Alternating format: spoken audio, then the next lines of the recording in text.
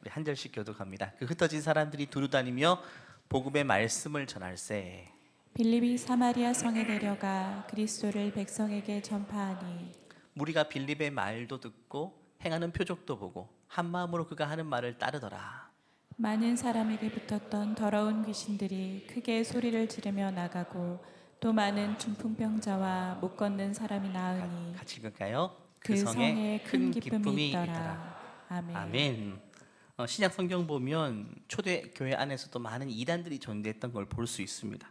이단도 종류가 굉장히 다양하고요. 그들이 주장하는 것들이 굉장히 스펙트럼이 넓습니다. 오늘날에도 이단은 반드시 존재합니다.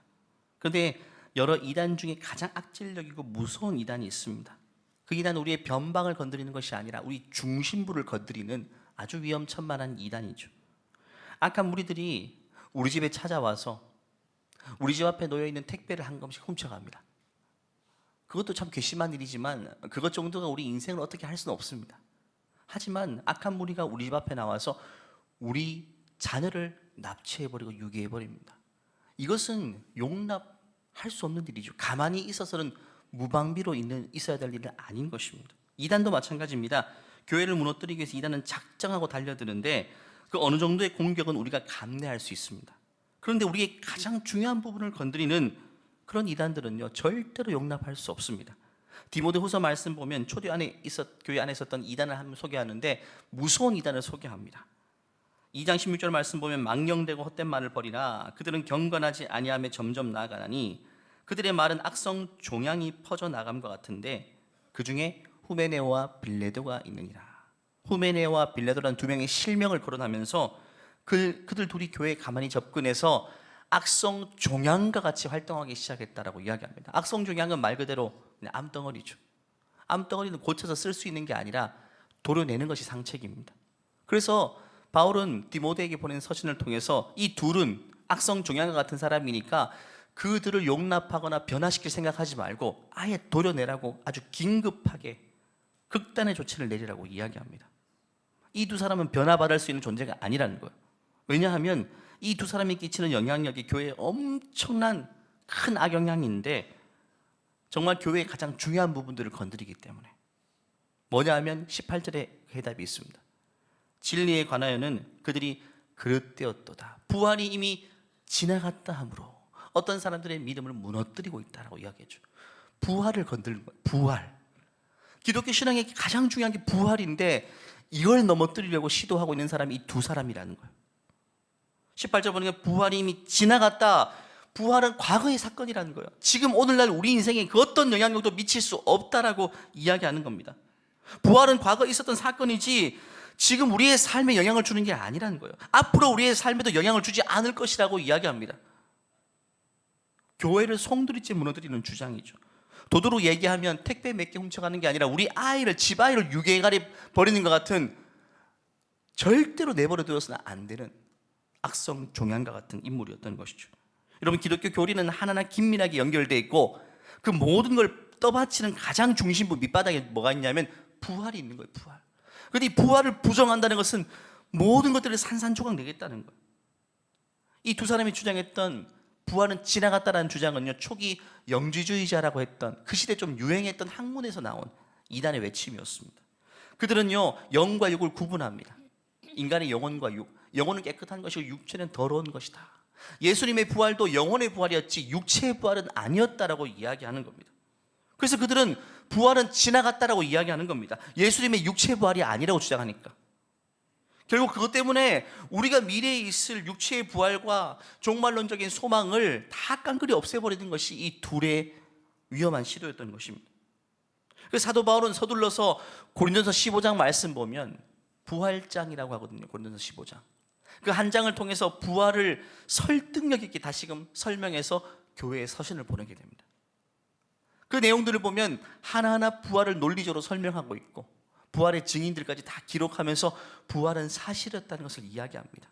이 고린도서 15장 말씀 내용을 보면요, 만약에 예수님의 육체로 부활하신 그 사실이 거짓말이라면 우리가 믿고 있는 모든 바가 무너지게 되는데 첫 번째, 예수님의 십자가 사역 자체가 무력해진다라고 이야기합니다.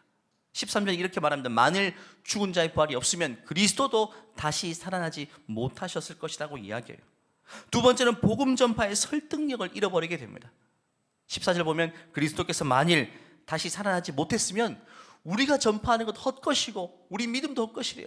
우리 지구촌 교회가 선교, 전도에 목숨을 거는 교회인데 우리가 하는 모든 것들이 헛수고 거짓된 외침에 지나지 않는 것이 되어버린다는 거예요. 세 번째, 부활이 거짓이라면 죄사함의 근거가 사라지게 돼요.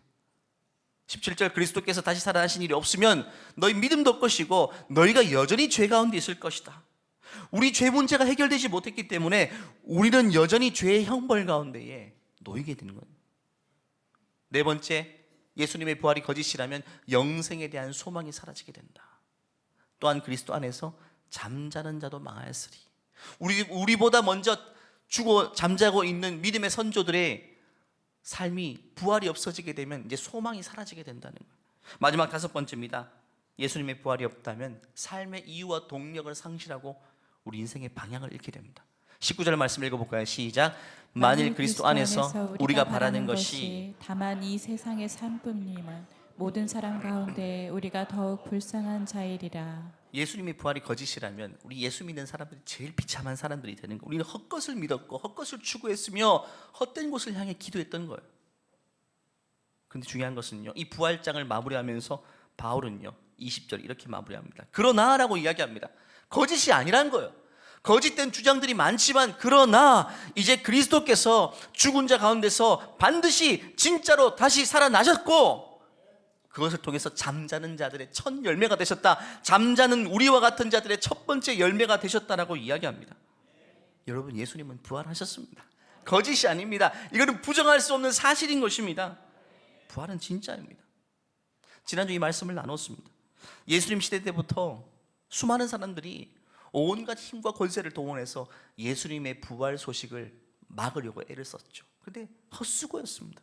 심지어 빌라도는요 예수님의 부활 사건을 애초에 발생하지 않도록 무덤을 견고하게 막아서고 있었습니다. 로마 최정예 부대를 그 앞에 배치시켜서 아예 그 무덤 속에서 어떤 일도 일어나지 못하도록 꽁꽁 싸매고 있는 겁니다.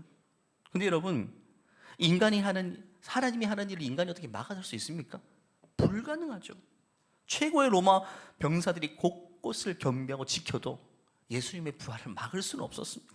4절 말씀 보면 지키던 자들이 그를 무서워하여 떨며 죽은 사람과 같이 되었다. 지난주 말씀을 나눴죠.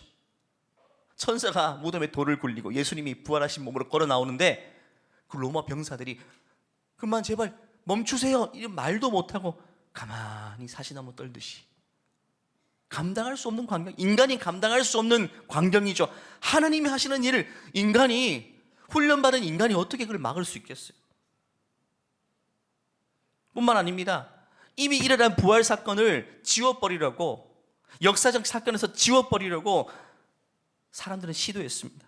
12절 13절 보면 그들이 장로들과 함께 모여 의논하고 군인들에게 돈을 많이 주며, 예수님이 시신이 걸어 나가 버렸으니까 돈을 주고 매수한 다음에 어떻게 증언하게 하냐면 이르되 너희는 말하기를 그의 제자들이 밤에 와서 우리가 잘 때에 그를 도둑질하여 갔다 하라.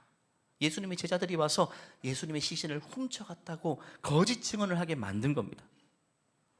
이미 일어난 부활 사건의 흔적을 지우기 위해서 사람들이 모의한 겁니다. 근데 여러분, 부활 소식을요 이렇게 막으면 막을수록 오히려 더 빠르게 전파되는 거예요. 막을 수가 없습니다. 심지어 부활 소식을 전하는 자들을 감옥에 가두고 잔인하게 죽였습니다. 1세기 동안 수많은 순교자들이 나왔어요. 예수님의 부활을 증언한다고. 하지만 막을 수가 없었습니다. 사람을 다 잡아 죽여도 그 소식을 막을 수가 없어요. 왜? 사실이니까. 여러분, 사실은 막을 수가 없습니다. 아무리 여론을 조작해도 진짜 일어났던 일은 막을 수가 없습니다. 사람들은요 내가 본 것을 증언하지 않을 수 없다라고 말하며 죽으면 죽으리라는 각오로 예수님의 부활을 외치기 시작합니다. 심지어 7 집사 중에 한 명이었던 스데반, 모든 교우들에게 존경받았던 스데반을요 돌을 던져서 죽였습니다. 즉결십판으로 예수님의 부활을 증언하는 그 현장에서 돌 던져서 죽였습니다. 이 일로 인해서요 교회가 처음에는 위축되었습니다. 그런데 어떻게 되었을까요? 8장 1절 2절 볼까요? 시작. 사울은 그가 죽임당함을 마땅히 여기더라. 그날에 예루살렘에 있는 교회에 큰 박해가 있어 사도 외에는 다 유대와 사마리아 모든 땅으로 흩어지니라. 경건한 사람들이 스데반을 장사하고 위하여 크게 울더라. 스데반이 순교했습니다. 예수님의 부활 전하다가 예루살렘 교회 모든 교우들이 눈물바다가 되었습니다. 게다가 더 이상 핍박 때문에 그 지역에 살지 못해서 자기 집을 다 버리고 어딘가 도망가야 됐습니다. 예루살렘 교회의 모임은 이제 폐쇄되었고 잠정 중단되었고 이제는 뿔뿔이 흩어지게 되었어요. 이렇게까지 되면 이제는 부활 소식이 여기서부터 막힐 줄 알았던 거예요. 그런데 그들의 착각이었습니다. 모임의 자리가 없어지고 뿔뿔이 흩어지면 끝일 줄 알았는데 그게 아니었던 거예요. 그래서 오늘 읽은 본문으로 이어지게 되는 겁니다. 4절부터 다시 한번 읽어볼까요? 시작. 그 흩어진 사람들이 두루다니며 복음의 말씀을 전할세 빌립이 사마리아 성에 내려가 그리스도를 백성에게 전파하니 무리가 빌립의 말도 듣고 행하는 표적을 보고 한 마음으로 그가 하는 말을 따르더라. 많은 사람에게 붙었던 더러운 귀신들이 크게 소리를 지르며 나가고 또 많은 중풍병자와 못 걷는 사람이 나으니 그 성에 큰 기쁨이 있더라. 놀라운 일이죠. 예루살렘 교회를 강하게 혹독하게 핍박했더니 스데반을 죽였더니 무리들이 위축될 줄 알았는데 오히려 부활 소식이 감당할 수 없을 정도로 더 먼 지역까지 확산되게 된 것입니다. 마치 불을 꺼뜨리려고 부채질을 막 했는데 오히려 그 불씨가 저 산에까지 옮겨 붙어서 더 이상 사람이 끌 수 없을 정도로 거대한 산불이 되어버린 형국과 똑같은 것입니다. 심지어 그 소식이 어디까지 전해졌는가? 유대와 사마리아 땅까지. 여러분, 사마리아 땅은요, 부정한 땅, 사람들, 유대인들이 쳐다보지도 않는 땅입니다. 지름길이임에도 불구하고 이 사람은 그 지역을 돌아서 갈 정도였으니까 부정한 땅, 그곳에 예수님의 부활 소식을 전하게 되었다. 이 기적 같은 일입니다. 그런데 이 일은 예수님께서 이미 부활 승천하시기 직전에 사도행전 1장 8절에서 예언한 말씀이에요. 오직 성령이 너에게 임하시면 너희가 권능을 받고, 너희가 성령의 권능 받게 되면 예루살렘 온 유대뿐만 아니라 너희들이 그렇게 부정하다고 생각하는 사마리아와 땅 끝까지 가서 부활의 증인이 될 것이라고 말씀하신 거예요. 이 예언 사건이 오히려 예루살렘 교회의 핍박을 통해서 이루어지게 된 것입니다. 스데반의 죽음으로 핍박이 시작되고 그들은 불가피하게 예루살렘을 떠나갈 수밖에 없었는데 아무 곳이나 도망갈 수 있는 것이 아니죠. 쫓아오니까 사람들이 쫓아오지 않는 부정한 땅, 사마리아 땅으로 갈 수밖에 없었어요. 그래서 그것에서 부활 소식을 전하게 된 겁니다. 그 지역에 놀라운 일이 나타납니다. 귀신이 떠나가고 병자가 일어나고, 그래서 8절 말씀이 있는 겁니다. 그 성에 큰 기쁨이 있더라. 그 성은 대대로 기쁨이 없는 땅입니다. 어둠만 가득한 땅, 웃음기가 없는 땅인데 예수님의 부활 소식이 들어가게 되니까 그 성에 큰 기쁨이 있었다라고 이야기합니다. 이 기쁨은요, 궁극적인 기쁨을 말하는 것이고 궁극적인 소망을 말합니다. 그냥 누군가 억만금을 그 지역에 풀어놓았다고 그런 기쁨이 있는 게 아닙니다. 주위에서 구호 물자를 가득히 풀어놓는다고 그 땅에 기쁨이 있는 게 아니에요. 그런 일시적인 기쁨을 말하는 것이 아니라 빼앗기지 않는 궁극적인 기쁨, 그들의 운명이 바뀌었을 때 찾아오는 궁극적인 기쁨이 그 성 안에 있었다라고 이야기하는 거예요. 여러분, 빛은 생명입니다. 어둠의 빛이 비추게 되면요, 모든 것이 살아나게 됩니다. 우리 인간도 광합성을 해야 되고 식물도 광합성을 해야 돼요. 햇빛을 쬐지 못하면 죽습니다. 그 땅에 그런 일들이 나게 된 거예요. 어둠의 빛이 비치니까 사람들이 일어나기 시작하고 살아나기 시작합니다. 이것은 비단 사마리아 땅에만 있었던 일이 아닙니다. 오래전 구한 말, 이 조선 땅에도 그런 일들이 있었죠. 이 조선시대 때, 특히 후기 때 해묵은 이 조선의 정신이 이 땅 수많은 사람들로 하여금 어둠에 처하게 만들었습니다. 하나님이 창조하신 존귀한 피조물인 인간이 인간다움을 영위하며 살 수 없는 땅이 조선 땅, 이 땅이었습니다. 사람이 사람 대접받지 못하는 땅, 어둡고 캄캄했습니다. 하지만 그 땅에 빛이 비춰지기 시작하죠. 선교사들이 1800 후반년부터 들어오기 시작하면서 부활 소식이 이 땅에 전해지기 시작하니까 곳곳에 어두웠던 땅에 빛이 비춰지기 시작합니다. 그리고 오늘 사마리아 땅에서 있었던 일것처럼 그 땅에, 이 조선 땅에 큰 기쁨이 있었다라는 일들이 이 땅에 찾아오게 된 것입니다. 여러분, 이것이 부활의 능력입니다. 부활은 단지 부활절에만 기념하고 축하고 달걀 계란만 나눠 먹는 그런 날이 아닙니다. 부활은 현재 우리의 삶을 결정짓는 것이고 우리의 삶의 진정한 동력이 되는 것입니다. 그게 여러분 부활의 능력입니다. 그런데 여러분, 이 부활의 소식은 어떻게 전달되게 될까요? 부활의 소식은 입으로 전해지는 게 아닙니다. 부활의 소식은 실제로 부활의 생명력을 안고 살아가는 그 삶을 통해 전달되는 겁니다. 부활의 소망을 현재형으로 끌어안고 사는 사람들의 그 모습을 통해 부활이 생명력 있게 전달되는 겁니다. 왜냐하면 여러분, 생명은요 입으로 전해지는 게 아닙니다. 생명은 생명력 있는 삶으로 전달되는 겁니다. 부활이라는 게 하나의 지식, 하나의 정보가 아닙니다. 하나의 팩트가 아닙니다. 물론 팩트이지만 팩트에 지라는 것이 아니라는 거예요. 그건 자체가 생명력이기 때문에 반드시 생명은 생명으로만 전하는 겁니다. 사도행전에 보면 사도들이 단순한 메시지였어요. 예수님의 부활만을 전했는데 33절 말씀 보니까 사도들이 큰 권능으로 주 예수의 부활을 증언하니, 우리가 큰 은혜를 받아 변화받고 하루에만 3,000명, 5,000명 부활의 소식을 듣고 회심하고 세례를 받았다라고 이야기하죠. 그런데 사도들이 큰 권능을 가지고 증언했대요. 그 어떤 권능을 말하는 것일까요? 웅변력, 논리적인 설득력을 말하는 것일까요? 아니라는 거예요. 그들의 주장을 뒷받침하는 그들의 삶을 말하는 것이 바로 권능이라는 단어입니다. 예수님의 부활을 이야기하면서요, 비록 정작 자신은 전혀 부활이 믿어지지 않는 것처럼 산다면 그게 생명력이 있겠습니까, 여러분? 없죠. 부활 소식을 전하면요, 실제로 부활이 내 안에서 꿈틀꿈틀 거리는 것들을 실제로 보여줄 수 있어야 되는 거예요. 사도들에게는 그런 것이 있었다고 이야기합니다. 그래서 방금 읽은 9절에 그 다음 절의 말씀 보면 무엇이 능력인가 이렇게 증언하고 있습니다. 먼저 33절 다시 읽어보면 사도들이 큰 권능으로 주 예수의 부활을 증언하니 무리가 큰 은혜를 받아. 그러면서 그 권능이 무엇을 말하는지 그 다음 절부터 이야기합니다. 34절, 35절 읽어볼까요? 시작. 그 중에 가난한 사람이 없으니 이는 밭과 집 있는 자는 팔아 그 판 것의 값을 가져다가 사도들의 발 앞에 두매 그들이 각 사람의 필요를 따라 나누어 줍니다. 이것이 바로 부활의 권능입니다. 부활을 주장하는 사도들과 초대교회 성도들의 모습을 보니까 다른 삶을 살고 있죠. 그들은 이미 부활을 살아가고 있는 거예요. 그것이 바로 방금 읽은 34절, 35절 모습입니다. 여러분, 부활 신앙의 가장 큰 특징 중 하나가요, 첫 번째는 이 땅의 것에 집착하지 않는 겁니다. 영혼을 사는 자들이기 때문에 이 땅에 더 많이 소유하는 것에 집착하지 않습니다. 2000년 전에 로마의 압자에 살던 그 시대 사람들은요, 너무 삶이 힘들어서 정말 각박했습니다. 그래서 돈 사람들은 어려워질수록 더 돈 하며 살 수밖에 없죠.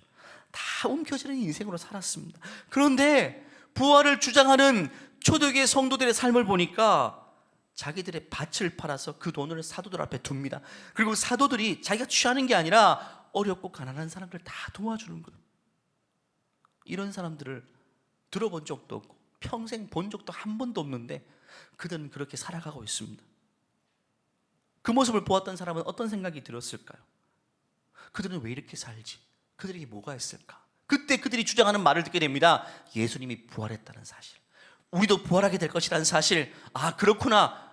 그들이 그렇게 사는 것은 부활이 실제이기 때문에 그들은 지금 부활을 살아내는 것이구나.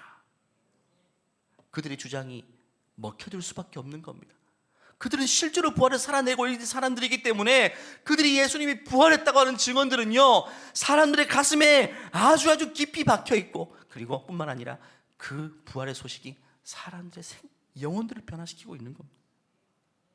두 번째, 부활 신앙을 믿는 또 하나의 특징은요, 담대함입니다. 두려움이 없다는 거예요. 왜? 나는 언제 죽어도 영원한 부활을 얻게 되는데 뭐가 두렵겠습니까? 사람들은 실패를 두려워하죠. 근데 실패를 두려워한다는 것은 결국 실패의 결국은 죽음이잖아요. 죽음을 두려워하기 때문에 이 땅에 일어나는 부정적인 모든 것들을 두려워하는 겁니다. 왜? 다 죽음의 신호인 줄 알기 때문에. 그런데 부활신앙을 주장하는 사람들 보니까 죽음을 두려워하지 않는 거예요. 세상에 이런 사람들을 본 적 없어요. 죽음조차 두려워하지 않는 사람을 본 적이 없는데 그들은 그렇게 살고 있다는 거예요. 자기 것을 나눌 뿐만 아니라 죽음을 두려워하지 않습니다. 유대인들이요, 예수님의 부활 전하는 사람들을 감옥에 가두고 한 번만 더 너 그 소식 전했다가 너 죽을 줄 알아, 목에 칼을 대고 위협을 했는데 그들이 어떻게 반응했을까? 18절부터 20절 말씀 같이 읽겠습니다. 시작. 그들을 불러 경고하여 도무지 예수의 이름으로 말하지도 말고 가르치지도 말라 하니 베드로와 요한이 대답하여 이르되 하나님 앞에서 너희의 말을 듣는 것이 하나님의 말씀을 듣는 것보다 옳은가 판단하라. 우리는 보고 들은 것을 말하지 아니할 수 없나이다 하니 죽음을 두려워하지 않습니다. 너 전하면 죽는다라고 해도 죽음을 두려워하지 않고 뭐라고 말합니까? 우리는 보고 들은 것을 말하지 않을 수 없다. 왜? 이게 누군가의 소문도 아니고 내가 누군가 통해 들은 것도 아니라 직접 내가 두 눈으로 예수님의 부활을 목격했는데 내가 어찌 이걸 안전하고 살 수 있겠냐고 이야기하는 겁니다. 그래서 그들은 가는 곳마다 예수님 부활하셨다는 소식을 외치며 다닌 겁니다. 그 한 가지밖에 없었어요. 하나만 외치고 살았다는 거예요. 예수님의 부활 소식만입니다. 사랑하는 우리 지구촌 교회 여러분, 여러분은 어떤 믿음을 가지고 살아가십니까? 진짜 여러분 예수님의 부활을 진짜 믿습니까? 그냥 지식으로 가지고 삽니까? 어릴 때부터 들어서 예수님 부활하셨지, 나도 부활하겠지, 이 정도가 아니라 여러분 하나의 명제만 가지고 사는 게 아니라 그 부활을 내 삶에 떠받치고 내 삶에 녹여내며 실제로 삶으로 부활의 생명력을 가지고 살아가고 있습니까? 진짜 예수님의 부활이 나의 부활과 이어질 것이라는 사실을 온몸으로 믿고 있습니까? 여러분 부활은 생명의 빛입니다. 아침에 교회 오면서 아파트를 걸어오는데 빛이 쫙 비치는 거예요. 새벽에 햇살이 너무 좋았습니다. 한 줄기만 있었어요. 다 가리고 있었어. 안 되겠다 싶어서 그 한 줄기 빛이 쫙 내리쬐는데 한동안 서 있었습니다. 그 빛이요 너무 따사로웠어요. 지금 계절이 너무 좋은 날씨여서 덥지도 않고 그냥 따사롭고 눈부신 그런 햇살, 내가 그 햇살 속에 들어가야지 살 수 있겠다라는 생각이 들었어요. 선물처럼 느껴졌어요. 거기 서 있으면서 햇살 온몸에 맞으면서 어떤 느낌이 들었냐면 야, 내가 치유된다는 느낌이 들었어요. 물론 이 김이 죽은 게가 걱정이 되긴 하지만 내가 지금 살고 있다, 하나님 나 살리시기 위해서 빛을 비추시는구나. 여러분 우리 인생에 드리워진 그림들이 많죠. 여러 가지 실패와 절망 때문에 우리 인생 곳곳에 어두운 그림자들이 가득 차 있는데 그 어두운 그림자를요 해결할 수 있는 길은 빛이 비춰지는 것밖에 없는데 그 빛은요 사람이 비칠 수 있는 빛이 아닙니다. 이 땅에서 들을 수 있는 좋은 소식들, 좋은 자원들, 그런 것들을 얻게 되었을 때 여러분 어둠이 빛이 되는 게 아닙니다. 그건 일시적인 겁니다. 작은 불씨는 금방 꺼지는 겁니다. 하지만 궁극적인 빛은요 위로부터 내려오는 것인데 예수님의 부활 소식만이 궁극적으로 우리의 어둠을 몰아낼 수 있는 완전한 빛이 되는 겁니다. 여러분 그 부활을 내가 몸소 믿음으로 떠안게 되었을 때에 내 마음속에 있던 어둠이 사라지게 되는 거예요. 그 어떤 근심이든지 어떤 걱정이든지. 초대교회 2000년 전에 예수님의 부활의 소식을 전했던 그 사람들은 다 그렇게 삶을 살았던 거예요. 자기 인생에 먼저 어두운 구석들이 부활의 생명력으로 다 빛 가운데 나타나게 되었을 때 그 변화된 삶으로 예수님의 부활을 증거하고 있습니다. 지금 생각해 보십시오. 오늘 본문에 유대인들이, 예수 믿는 유대인들이 핍박을 피해서 예루살렘에서 사마리아 땅까지 흘러갔잖아요. 사마리아는 아무도 오지 않는 곳입니다. 사마리아 성에 살던 사람들 입장에서 생각해 보십시오. 자기를 그렇게 부정하게 여겼던 유대인들이 자기 성까지 도망왔다는 거예요. 어떤 생각이 들었을까? 야, 진짜 인생 불쌍한 사람들이구나. 오죽하면 이 사마리아까지 도망왔겠냐. 그들이 도망오면서 재산을 정리하고 왔겠어요? 가진 것도 없겠지만 그냥 빈손으로 왔던 거예요. 빈손으로 왔는데 모든 사람이 부정하고 더럽다고 여겼던 사마리아 땅까지, 왜? 거기 도망와야지 추격이 해오지 않습니까? 그러면 그 사람들이 인생의 패배자처럼 살아야 되는 거 아닙니까? 사마리아 성에 처박혀서 조용히 살아야 되는 건 아닙니까? 아닙니다. 사마리아 사람들이 놀란 게 뭐냐면 그들의 반응이었습니다. 모든 걸 잃어버리고 모든 걸 빼앗긴 사람들의 표정과 삶이 아니었던 거예요. 마치 모든 걸 소유한 사람처럼, 온갖 좋은 것들을 다 자기가 가지고 있는 것처럼 희망차 있었고 소망에 가득 차 있었고 기쁨이 가득 차 있는 그들의 모습을 통해 충격을 받게 되는 겁니다. 저들이 도대체 도망자가 맞느냐, 우리 동네 도망 온 사람들이 맞느냐고 이해가 안 되는 거예요.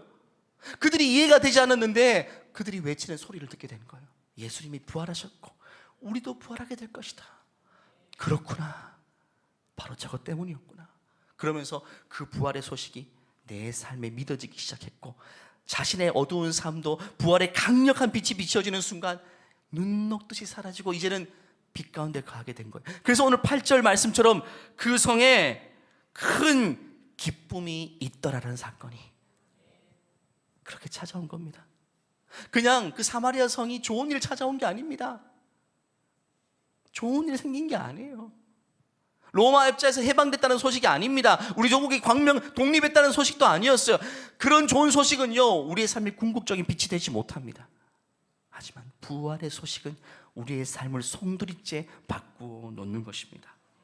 사랑하는 여러분, 저와 여러분의 가정에 지금도 분명히 이 사마리아 땅과 같은 절망과 어둠의 현실들이 분명히 있을 겁니다. 여러분 가정을 펼쳐다 보면 어느 한 부분에 어두워진 구석들이 있을 거예요. 내 뜻대로 흘러가지 않은 인생의 한 부분들, 기대했던 것들이 무너졌던 절망의 현실들, 그런 어두운 구석들이 여러분 내면 속에도 있고 여러분 가정의 많은 부분들이 그런 부분도 있을 거예요. 아직까지 방황하고 있는 우리 자녀가 우리 집의 어두운 구석일 수도 있고, 우리 집의 경제적인 현실이 그런 칠흑 같은 어둠일 수도 있습니다. 여러분, 어떤 현실이 여러분의 기쁨을 빼앗았고 어떤 상황이 여러분의 소망을 앗아가 지금 절망의 상태로 내몰고 있습니까? 여러분, 예수님이 부활밖에 없다는 사실을 기억하시기 바랍니다. 그 소식밖에 없습니다. 그것밖에 없어요. 그 부활을 믿는다면 내일과 모레 아닙니다. 미래가 아닙니다. 지금 당장 그 어두운 곳에 주님이 빛을 비춰주실 때에 우리는 그 자리에서 절망이 소망이 되어버리는 것입니다. 기쁨이 되어버리는 것입니다. 사람이 세상이 줄 수 없는 기쁨을 하나님이 부활의 생명력을 통해서 우리에게 전해주시는 겁니다. 이것이 바로 부활 소식입니다. 이 땅의 삶이 여러분 아무리 절망적이고요, 아무리 끝이 났다고 스스로가 진단을 내릴 정도로 어둠에 내몰릴지라도 여러분, 우리 인생은 이걸로 끝나지 않습니다. 믿으시죠 여러분? 영원한 삶이 기다리고 있습니다.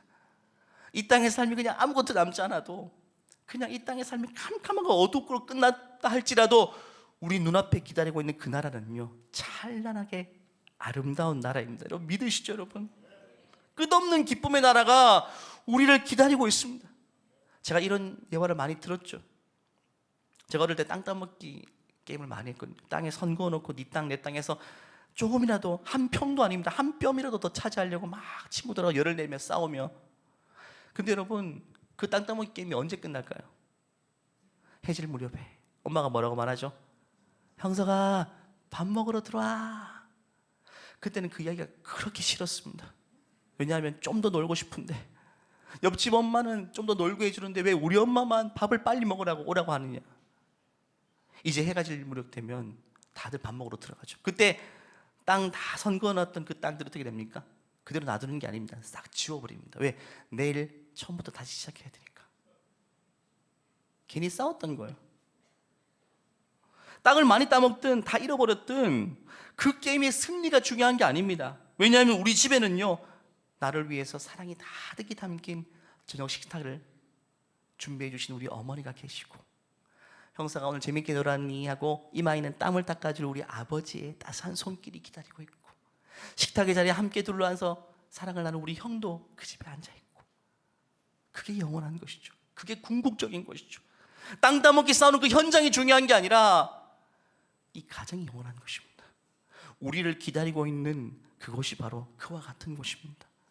우리는요, 이 땅의 삶을 언제 마감할지 모르지만 영원한 삶이 기다리고 있고, 거기서는 우리 아버지 되신 하나님께서 천상의 만찬을 차려놓으시고 우리 인생의 땀을 닦아주시면서 착하고 충성된 종아, 사랑하는 내 아들아, 많이 힘들었지, 많이 어려웠지, 올 일이 참 많았지, 하지만 내가 약속한 대로 너를 위해서 이 아름다운 나라를 준비하고 있으니까 나와 영원히 함께 가자고, 그렇게 우리를 두 팔 벌려 환대해 줄 영원한 나라가 우리를 기다리고 있는 것입니다. 그것이 우리 인생의 궁극적인 소망입니다. 이 땅에서 땅 한 평 더 차지하기 위해서 박 터지게 싸우고, 이 자리에서 내가 더 유리한 고지를 점령하기 위해서 그냥 치고받고 싸우는 그 현장이 우리 인생의 본편이 아닙니다. 그는 싹 지워질 땅입니다. 그는 아무것도 아니에요. 책 한 권에 따지면 1막 1장의 첫 줄에 불과한 것이 이 땅의 삶이에요. 그것이 캄캄해도 상관없고 어두워도 상관없습니다. 순교를 당해도 상관없고 남들보다 누추하게 살아도 상관없습니다. 중요한 것은 우리 인생을 기다리고 있는 궁극적인 기쁨이 부활의 소식이라면, 여러분, 그걸로 충분한 것입니다. 이 땅에 어떤 어두운 그림자가 우리 인생에 드리워지든 우리는 그 부활의 희망을 가지고 살아갈 수 있는 것이죠. 여러분, 부활을 믿는다는 것은 이런 것입니다. 그렇기 때문에 부활을 믿게 되면 우리 삶의 모든 것이 재해석되고 우리의 삶의 태도가 달라지게 됩니다. 말씀을 마무리하고자 합니다. 부활은요, 2000년 전에 한 무덤에서 일어났던 한 사건만을 말하는 것이 아닙니다. 오늘 내 마음속, 내 인생 속에서 지금 일어날 수 있는 부활 사건이 바로 진짜 부활인 것입니다. 오늘도 부활하신 주님은 우리를 다시금 일으켜 주실 것입니다. 우리의 절망적인 현실에서 포기하지 않고 살아가게 만드시고, 다 끝났다고 모두가 진단하는 그 삶의 자리에서도 우리를 궁극적으로 다시금 살려놓으시고 다시금 사랑하게 하시는 그 주님이 바로 부활 소식의 주인공이 되시는 것입니다. 이번 주 신방하면서 부활의 생명력을 몸소 안고 살아가는 가정을 방문했습니다. 우리 5살짜리 하임이, 윤하임이 머리에 뇌종양이 있어서 우리 많은 교우들이 기도해 주고 계신데, 가보니까 그 어린아이가 항암을 하니까 머리칼이 빠지잖아요. 그냥 상식적으로 생각해도 그 집은 사마리아 땅과 같이 어두워야 되잖아요. 다 끝난 것 같이 돼야 되잖아요. 그런데 아니었어요. 부활의 생명력을 안고 살고 있었어요. 엄마, 아빠, 할아버지, 그리고 치유받고 있고 고통받고 있는 그 하임이가 너무 해맑게 웃고 장난감 가지고 놀고 그냥 천국이었어요. 그 집이. 제가 많이 놀랐고 제가 많이 은혜와 감동을 받고 왔어요. 이거다, 이 모습이 천국이다.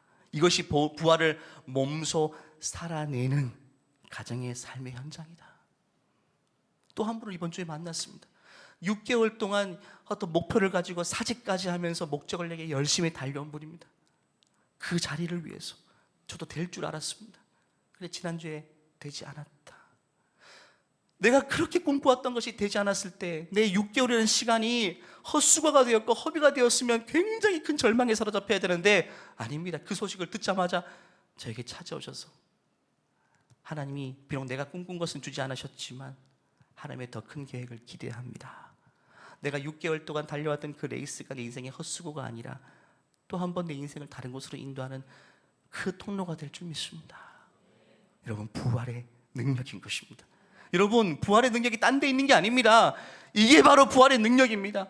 많은 사람들이요, 작은 돌뿌리에 걸려 넘어져도 한없는 절망 속에 살아가는 사람도 있죠. 크고 작은 부정적인 소식과 부정적인 현실을 살아가지만 거기서 헤어나오지 못한 많은 사람도 있는데, 여러분, 이렇게 깊은 어둠 속에서도 생명력을 외치며 부활을 몸소 고백하며 살아가는 믿음의 가정들도 우리 주위에 많이 있습니다. 여러분 어떠십니까? 부활을 살아내고 계십니까? 여러분 가정의 어머니, 아버지 아니십니까? 여러분이 어머니로서 아버지로서 부활의 소식을 진짜 몸소 살아내고 있습니까? 우리 자녀들 보기에 말입니다. 아니면 여러 가지 일들이 늘 그늘지게 만들고 절망 속에 살아가게 만듭니까? 우리 자녀 입장은 그렇게 아닐까요?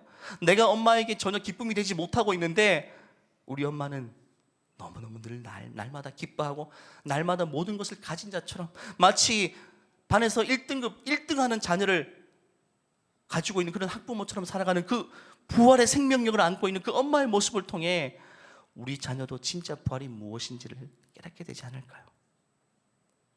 지난주가 부활절이었습니다. 부활절은 한 주 계란 나누고 기념하는 날이 아닙니다. 날마다, 추운 날까지 날마다 부활을 몸에 안고 부활의 증인으로 살아가는 것이, 그것이 진짜 부활의 생명력인 것입니다. 이번 한 주도 여러분 어떤 절망의 그림자가 드리워지든지 그곳을 부활의 소식으로 비추어내시기를 바랍니다. 부활의 기쁨으로 몸소 살아내시기를 바랍니다. 그 생명력이 여러분의 인생을 다른 곳으로 인도해 주실 것입니다.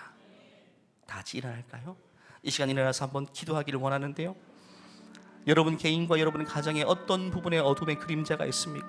최근에 들은 나쁜 소식이 우리 인생에 큰 그림자가 되진 않았습니까? 어떤 인생의 실패한 부분들이 이미 오래전부터 우리 인생의 어두운 자리를 차지하고 있지는 않습니까? 그걸 그냥 내버려 두실 겁니까? 이대로 계속 살 겁니까? 다 끝났다고, 실패했다고 그냥 그렇게 한숨만 쉬고 살 겁니까? 아닙니다. 여러분, 부활은 멀리 있는 것이 아닙니다. 우리 눈앞에 있는 것입니다. 부활의 소식은요, 지금 현재형으로 하나님이 우리에게 주시는 소식입니다. 그 강렬한 빛이 하나님 내 모든 어둠에 비추어 주시옵소서. 우리 자녀가 많은 인생의 실패 가운데 절망하고 있는데 부활의 강력한 빛이 우리 자녀의 인생 앞길에 비추어 주셔서 회복되고 일어나고 다시금 소망을 꿈꿀 수 있도록 하나님 은혜를 베추어 주시옵소서. 주여 한번 외치고 기도하겠습니다. 주여 하나님, 하나님 부활을 믿습니다. 부활을 믿습니다. 예수님의 부활을 믿습니다. 나의 부활을 믿습니다. 나를 위해서 십자가 지시고 몸소 부활하셔서 감사합니다. 그 부활이 나의 부활이 되겠다 약속해 주심을 감사합니다. 이제는 그 어떤 어둠도 우리 인생을 다스리지 못하게 해주시고 그 어떤 절망도 우리 인생을 움켜쥐지 못하게 해주셔서 하나님 해방시켜주시고 어둠에서 해방시켜주시고 빛 가운데로 나게 도와주시고 강력한 빛 가운데 나올 수 있도록 아버지 하나님 도와주세요.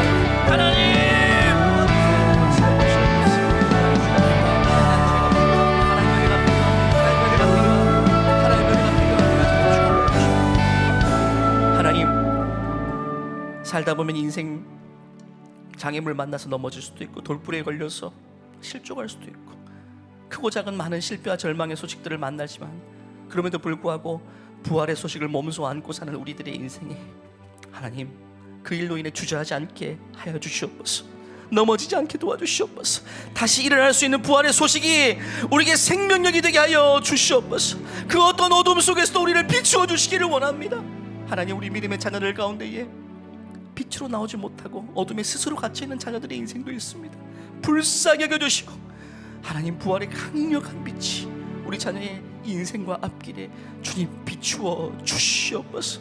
인생의 큰 실패와 절망 때문에 이제는 다 끝났다라고 생각하는 분이 이 자리에 계시다면 하나님 이 시간 이 장소에 바로 부활의 소식으로 역사하여 주시옵소서.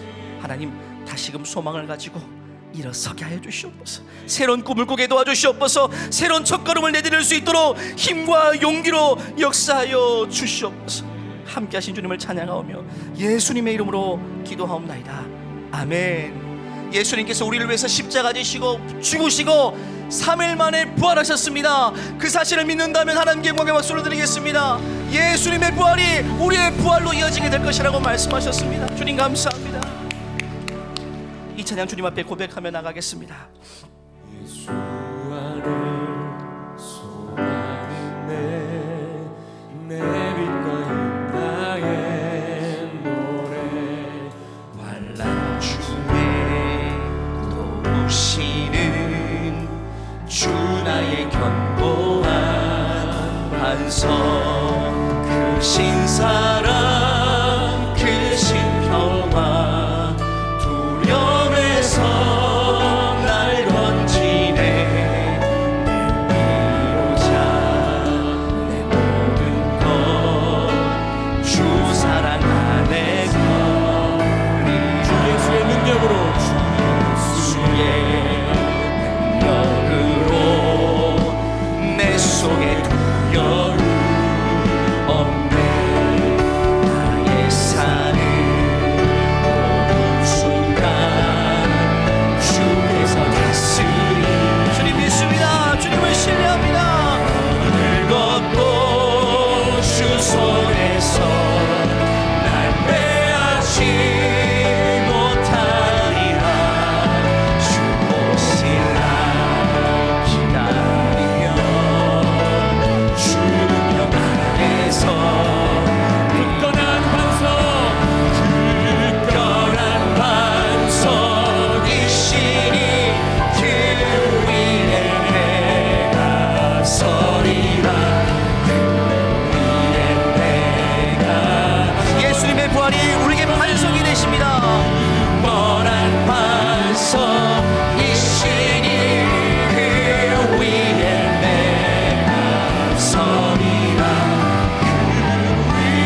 내가 서리라. 예수님의 부활은 무너지지 않는 영원한 반석 되십니다. 하나님께 영광의 박수를 드리겠습니다. 주님 감사합니다. 영원한 삶을 약속해 주셔서 감사합니다. 다시 일어설 수 있는 새로운 소망 주셔서 감사합니다.